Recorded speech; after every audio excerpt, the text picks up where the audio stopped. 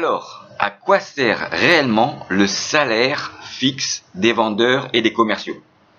Alors, c'est vraiment une question très sérieuse. C'est de savoir et de comprendre vraiment à quoi sert le salaire fixe d'un vendeur ou d'un commercial. Le salaire fixe d'un commercial ne sert pas le vendeur à vendre ou à mieux vendre. Alors, vous me dites, mais c'est pas possible, puisque en fait, justement, nous on cherche des bons vendeurs pour justement vendre et mieux vendre.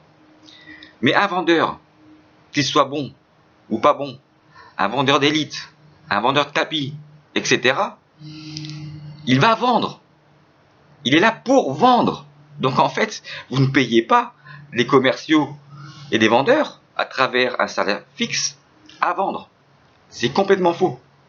Vous les payez pour autre chose. Et vous les payez que pour une seule raison. Le fixe ne sert pas à s'assurer que la personne que vous allez embaucher sera effectivement un bon vendeur ou un très bon vendeur. Puisqu'en réalité, le succès ou l'échec peut se définir dans la vente et dans la relation commerciale à beaucoup de choses. Et pas seulement qu'à la performance intrinsèque du vendeur. Il y a l'entreprise, il y a l'organisation, il y a les équipes, il y a les moyens marketing, il y a les produits et les services. Donc tout ça en fait contribue à la performance du vendeur. Mais alors pourquoi vous payez vos vendeurs? Donc cette question du salaire fixe n'est pas liée en réalité au métier du vendeur. En tous les cas, dans le fait de penser et de croire que ce salaire fixe va lui permettre de vendre ou de mieux vendre. Ce salaire fixe n'est fait que pour une seule chose. Sachez que votre salaire fixe n'est pas lié à votre performance commerciale. Donc, le salaire fixe, c'est autre chose. C'est autre chose qu'il faut bien comprendre. Et quel que soit le vendeur que nous soyons, un vendeur d'élite, de tapis, bon vendeur, mauvais vendeur, eh ben, ça sert que, effectivement, toujours à cette chose-là.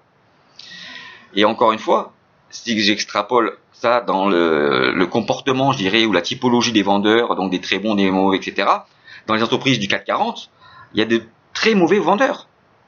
Mais ils vendent, ils gagnent de l'argent, non pas à cause de la performance commerciale qu'ils réalisent, mais parce que sur leur carte de visite, il y a marqué SAP, Microsoft, bon je suis de l'informatique, hein, je parle des sociétés que je connais, hein, voilà, donc en fait des grosses entreprises. Et en fait les clients font confiance à leur entreprise et non pas aux vendeurs. Donc en fait, je dis pas que dans ces sociétés-là, il n'y a pas de très bons vendeurs. Si, il y a des très très bons vendeurs dans ces boîtes-là. Mais il y a aussi dans des PME, des TPI, etc., des commerciaux qui sont très très très bons, mais qui gagneront pas et qui n'auront pas le même revenu que les mauvais vendeurs qui sont dans des grosses boîtes. Voilà, c'est pas une question de jalousie, etc. C'est simplement comme dans la vie, peut-être, et que le succès c'est aussi un peu comme ça, c'est d'être au bon endroit au bon moment.